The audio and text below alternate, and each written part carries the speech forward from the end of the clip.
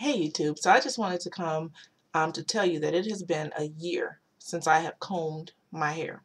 The last time I combed my hair was April 7th, 2012. It was the night before Easter. I washed my hair, I combed it out, I blow dried it with the comb attachment, um, and then set my hair on Bantu knots to wear it for church the next day. Now, before then, I had already decided that I wanted to go ahead and try the curly girl method. Okay. I hadn't ordered the book yet. I hadn't read it. All I knew was what I knew from YouTube videos. I knew 1, stop using combs and brushes. 2, no blow drying. 3, stop shampooing or only use sulfate-free shampoos. And I knew to co-wash my hair. Okay. So the day before Easter, 2012 was the last time I combed my hair or used any heat on it. I know a few people who always ask me how I achieve my styles or ask me what I've been doing on my hair lately. And I tell them the truth. 1, I don't shampoo, and I don't comb it. Okay. The responses I get are usually, I don't know. I usually know what the responses are going to be as soon as I say, how I manage my hair. 1 is, ugh, you don't wash your hair? That's nasty. Okay. Never said that I don't wash my hair. I don't shampoo my hair. I don't use any harsh shampoos in my hair. Generally, I co-wash my hair. Recently, I've tried the bentonite clay, but if for some reason I feel the need to shampoo my hair, then I use sulfate-free shampoo like the Shea Moisture moisture retention line. That's the line with the yellow label. Okay, so I'll use that shampoo if for some reason my hair seems like it needs some shampoo. For the most part, everything that I put in my hair is water soluble. And I learned that at a hair meetup in Cleveland a couple years ago. And I'll leave a link to the lady who spoke about that. But almost everything I use in my hair is water soluble, which means I could, if I wanted to, just rinse my hair with water and everything will come out. Okay. But I do use conditioners and I do co-wash.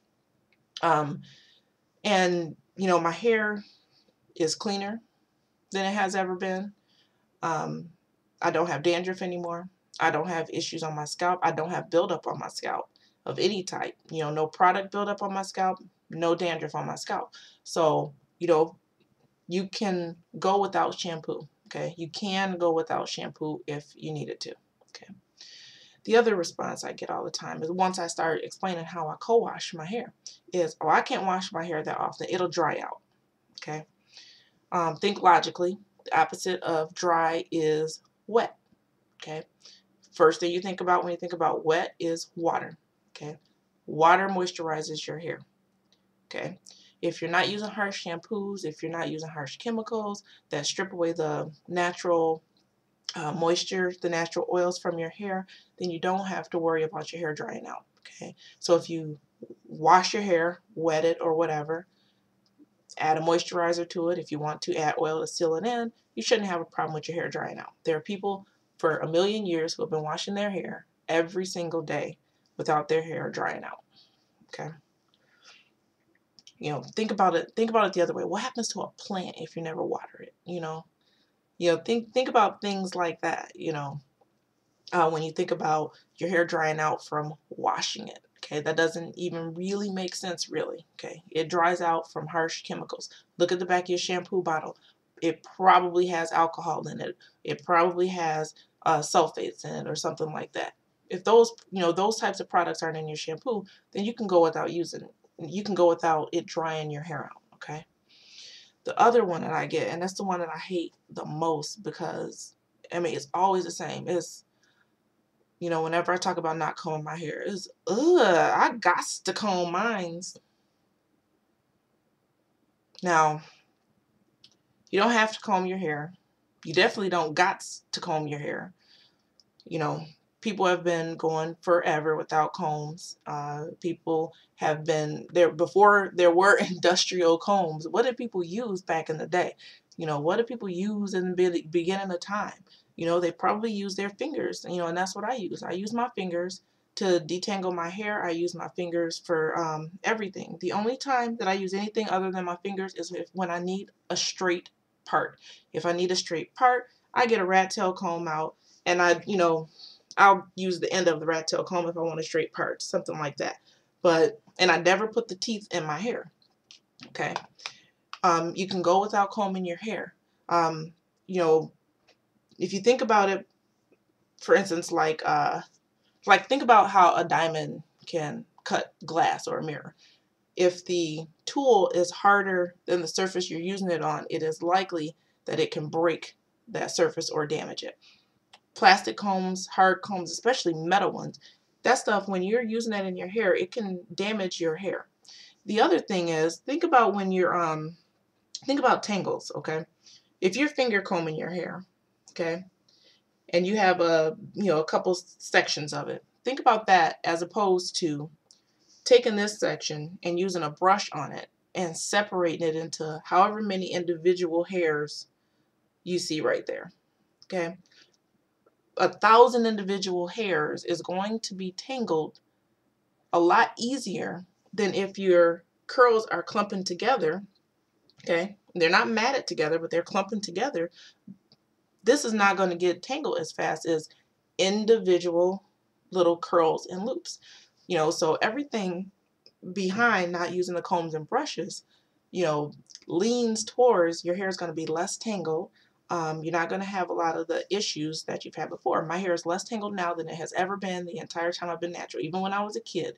When I was a kid, there were times we had to hack through my hair, way before I got a jerry curl and all. Or think about, when you get a perm and, when you got your new growth, how your new growth feels compared, when you're trying to separate through it, My hair doesn't do that anymore.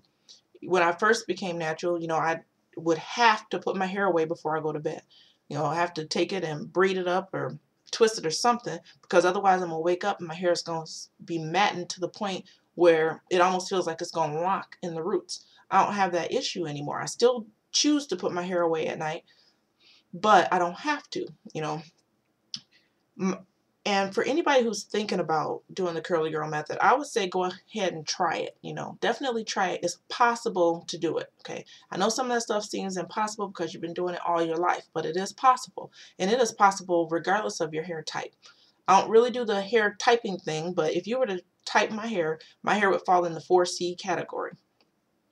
Some people think, we're talking about the curly girl method, we're talking about looser curls, the 2s and 3s, and that's not true. My hair is 4C.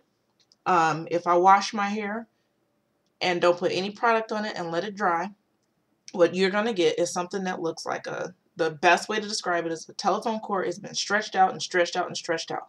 You get, a loop here, a Z, zigzag, curl, twist, whatever. There's no definite pattern to my hair. Okay. That's why I don't do wash and goes. Because it's just too much, for me, it's too much hassle for me to do wash and goes.